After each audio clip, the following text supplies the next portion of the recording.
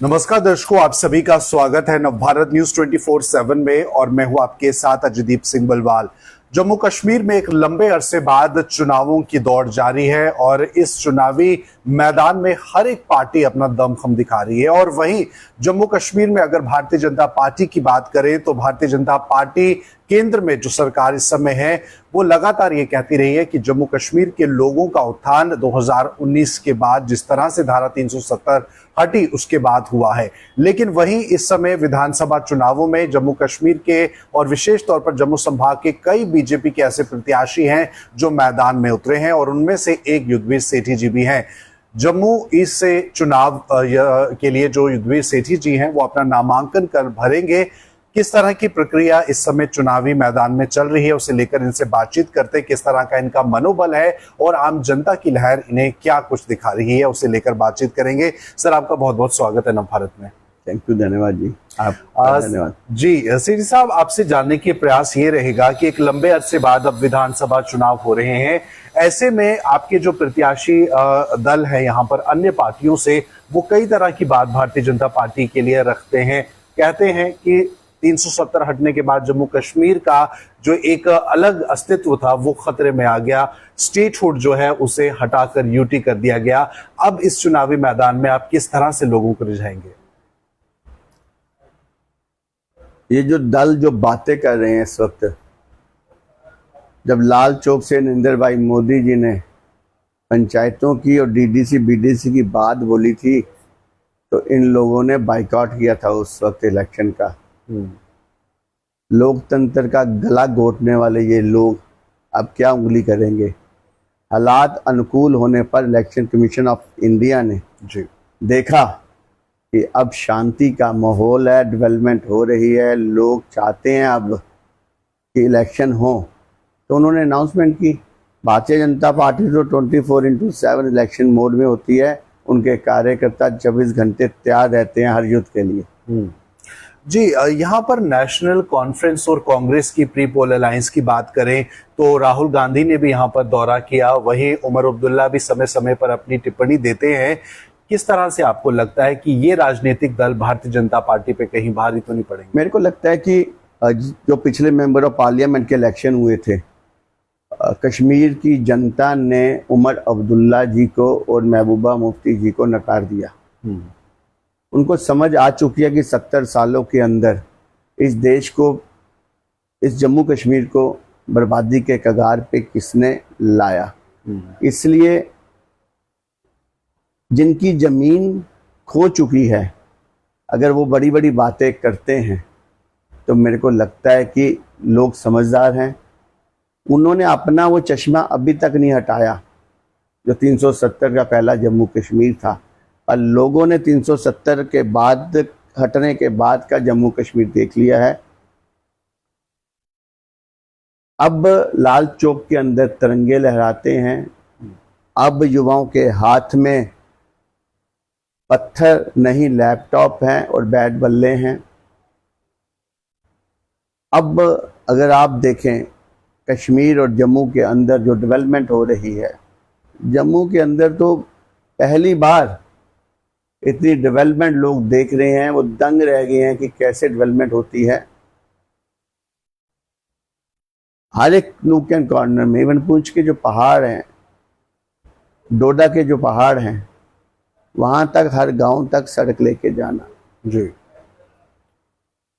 एक हॉस्पिटल की जगह 12 हॉस्पिटल, सबसे बड़ा एम्स कश्मीर में भी जम्मू में भी। अगर मैं पूरे विधानसभा की बात करूं,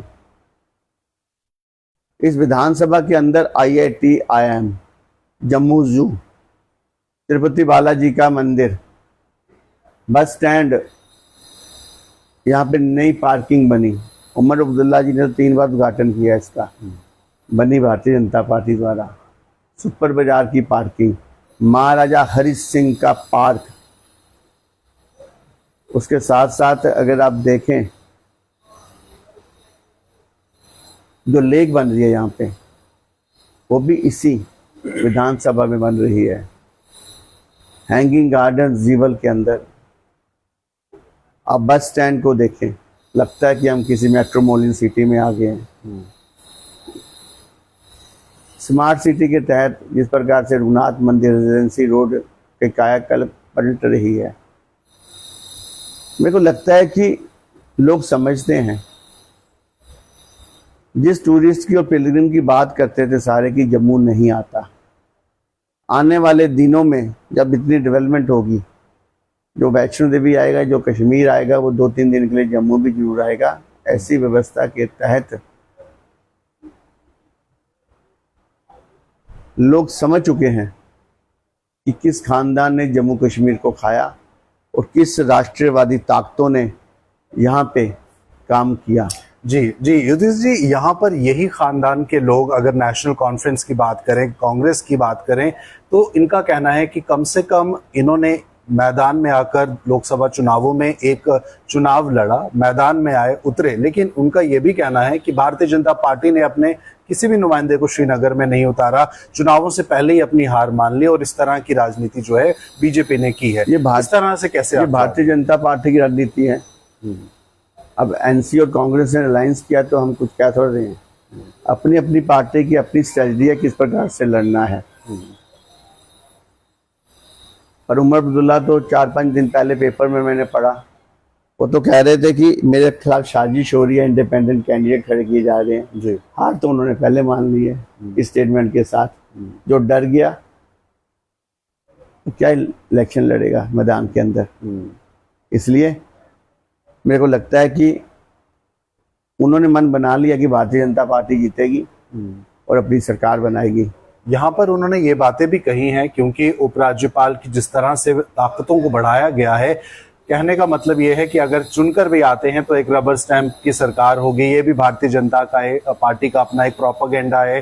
केंद्र में जो सरकार है वो नहीं चाहती है कि जम्मू कश्मीर का उस स्तर पर विकास हो। लोगों की चुनी हुई सरकार तो आएगी, लेकिन काम अभी भी उपराज्यपाल। अगर उनको लगता है कि ये रबर स्टैंप की सरकार है तो मेरे को लगता है उनको चुनाव लड़ने नहीं चाहिए। चुनाव भी लड़ रहे हैं, रबर स्टैंप की सरकार भी बनेगी, दोनों बातें तो इकट्ठी नहीं चलती।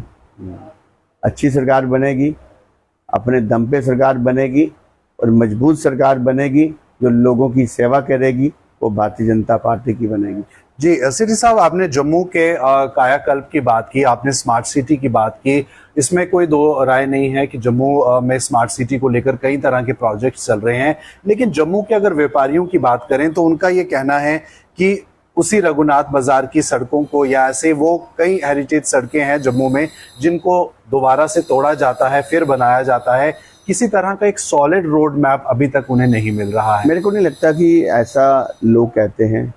आज जिस प्रकार से जो सबसे बड़ा रघुनाथ मंदिर हमारा, जिसके यहाँ पे टूरिस्ट आता है, अगर आप देखें बस स्टैंड के सामने जो भव्य दरवाजा बना है उसका, मेरे को लगता है कि टूरिस्ट उससे अट्रैक्ट होता है।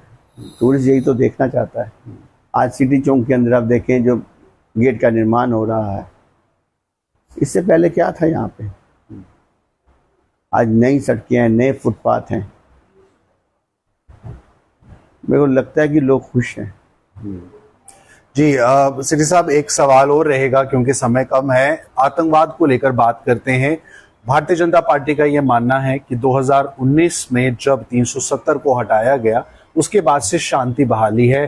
भारतीय जनता पार्टी के बड़े लीडर्स और तमाम लीडर्स ये आंकड़े भी देते हैं कि बहुत बदलाव आया है, चाहे वो टूरिज्म के सेक्टर में हो या किसी अन्य में।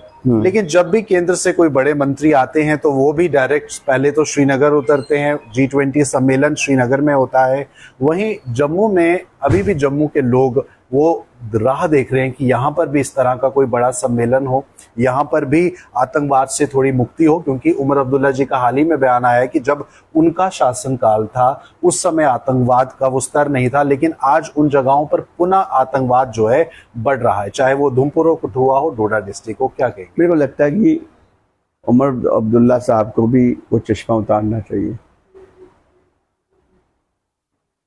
आज भी वो बात करते हैं कि पाकिस्तान से टॉक की जाए। क्या प्यार है उनका उनके साथ। हिंदुस्तान में रहते हैं, हिंदुस्तान की बात करें। फारूक साहब के भी जो बयान आते हैं उनका भी प्यार झलकता है। हम तो यही तो कह रहे हैं लोगों को कि पाकिस्तान से साजिश करके ये लोग उनके इशारे पे जम्मू कश्मीर को चलाते हैं।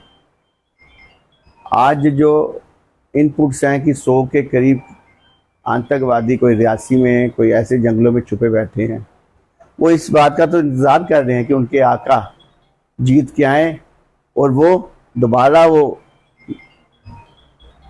ऐसा गंदा नाच करें। लोग समझते हैं एक एक को चुन चुन के आतंकवादी को मारा गया। यहाँ पर डेवलपमेंट के जो काम हो रहे हैं, आज आप देखें